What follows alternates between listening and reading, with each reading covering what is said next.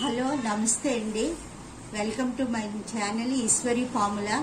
ఈరోజు నేను చేపల పులుసు చేస్తానండి. ఈ చూడండి, చేపల పులుసు కావాల్సిన పదార్థాలు: ఉల్లిపాయలు, 5 పచ్చిమిరపకాయలు, పెద్ద స్పూన్తో 2 స్పూన్లు కారం, ఉప్పు స్పూనున్నర, 1 స్పూను గరం మసాలా. ఇందులో రుబ్బుకోవడానికండి పెద్ద ఉల్లిపాయ ఒకటి, 1 టమాటా, జీలకర్ర, ఈ స్టార్ పువ్వు, ఈ యాలకులు, లవంగా, దాల్చిన చెక్క చిన్న వేసానండి. ఇంకా వెల్లుల్లిపాయ ఒకటి, అల్లం 2 ముక్కలండి. ఇదేమో రుబ్బుకోవడానికి. ఇదిగోండి 1/2 కేజీ చేపలండి. ఇవి 1/2 కేజీ చేపలు తీసుకున్నాను. ఇంకా చింతపండు పులుసుకి చింతపండు నానబెట్టుకున్నానండి. ఇంకా మొదలు పెడుతున్నాను చూడండి.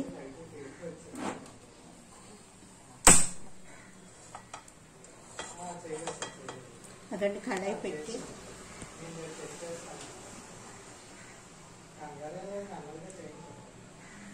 ఆయిల్ వేస్తున్నానండి.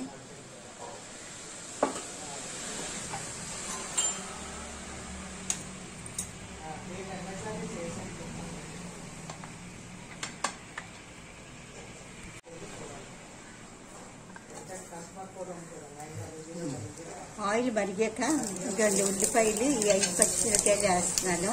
పులుసులో పచ్చిమిరకాయలు భలే ఉంటాయండి తింటుంటే. ఇవి బాగా గోల్డెన్ బ్రౌన్ వచ్చిన వరకు వేపాలండి. ఇవి బాగా ఏగే లోపల మసాలా రుబ్బుకొని రెడీ చేసుకోవచ్చు. వెల్లుల్లి, లవంగా, యాలకులు, 1 స్పూన్ జీలకర్ర,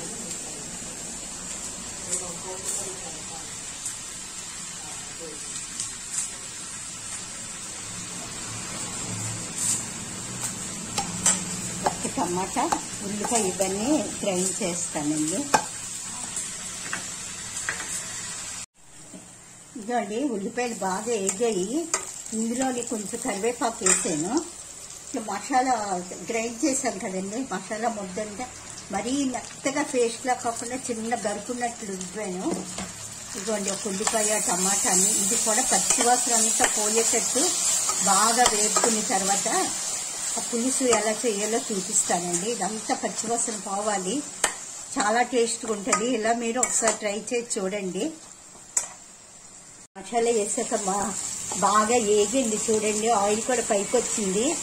ఈ మంచి స్మెల్ వస్తుందండి, చాలా మంచి స్మెల్ వస్తుంది నేను వేసిన మసాలా. ఇదిగోండి అందులో చింతపండు నానబెట్టాను కదండి, అది బాగా పిసికిసి చింతపండు తీసుకున్నాను. ఇంకా దగ్గరగా ఉంటే పులుసు బాగుంటుందండి. మీ ఇంట్లో ఎంతమంది ఉన్నారు దాన్ని బట్టి చింతపండు నానబెట్టి పులుసు పెట్టుకుంటే ఎక్కువైతే ఎక్కువ, కొంచెం ముద్దగా కావాలంటే తక్కువ పెట్టుకుంటే చాలా బాగుంటుందండి. 2 స్పూన్లు కారం ఇందులో వేస్తున్నాను. ఉప్పు వేసి ఇలా కలిపేసి ఒక్కసారి ఉడికాక అప్పుడు చేప ముక్కలు వేస్తానండి. ఇలా కలిపేసి ఒక్కసారి మూత పెట్టుకుంటే అది ఉడుకుతుంది కదండి, అప్పుడు చేప ముక్కలు వేసుకోవాలి.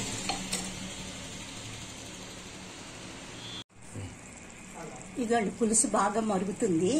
నేను ఇందాక వేసిన ఉప్పు సరిపోలేదండి, ఇంకో 1/2 స్పూన్ వేస్తున్నాను. మీరు ఈ టైంలోనే ఉప్పు చూసుకొని కలుపుకోండి. ఇదిగోండి ఇలా ఉంది. ఇందులోనేమో చేప ముక్కలు వేస్తున్నాను చూడండి. బాగా మరిగాక వేస్తే చేప ముక్కలు చాలా బాగుంటుందండి టేస్ట్. నేను 1/2 కేజీ తీసుకున్నానండి చేపలు.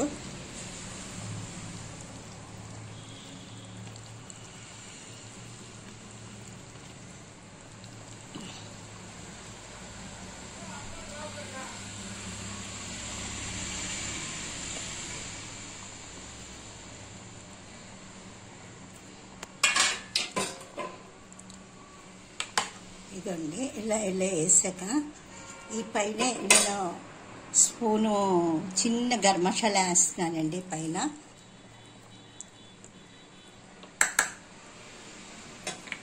వేసి ఒక్కసారి ఇలా కలిపేసి మూత పెడితే మీకు ఈ పులుపు, కారం, ఉప్పు అన్నీ చేప ముక్కలు పడతాయండి. సిమ్లో పెట్టి కొంచెం అలా మరిగించుకున్నారంటే చాలా బాగుంటుందండి టేస్ట్. గడ్డు మూత పెట్టేస్తున్నాను. ఇక అయిపోయాక అన్నీ వేసాక చేపల పులుసు ఇలా వచ్చింది. చేపలు వేసాక మీరు బాగా కలిపికొండండి. ఈ కాడలు పట్టుకొని ఇలా తిప్పుతుంటే మీ చేపలు విడకుండా ఉంటాయి. ఇలా మరిగాక చాలా బాగుంటుందండి, టేస్ట్ ఉంటుంది పులుసు. చాలా మంది ఆయిల్ ఎక్కువ వేసేస్తారు బాగుంటుందని, ఆయిల్ తక్కువ వేసినా చాలా బాగుంటుందండి. ఆయిల్ అసలు మనకు మంచిది కాదంటున్నారు కదా, అందుకే తక్కువ వేసాను ఆయిల్. ఇంకా మరిగాకండి కొత్తిమీర పైన వేస్తున్నానండి. కొంచెం కొత్తిమీర జల్లుకుంటే పులుసు చాలా బాగుంటుందండి. ఇంకా ఒకరోజు ఉంచుకొని తింటే ఇంకా టేస్ట్ బాగా పులుపు పట్టి పులుసు చాలా టేస్ట్ చాలా బాగుంటుందండి.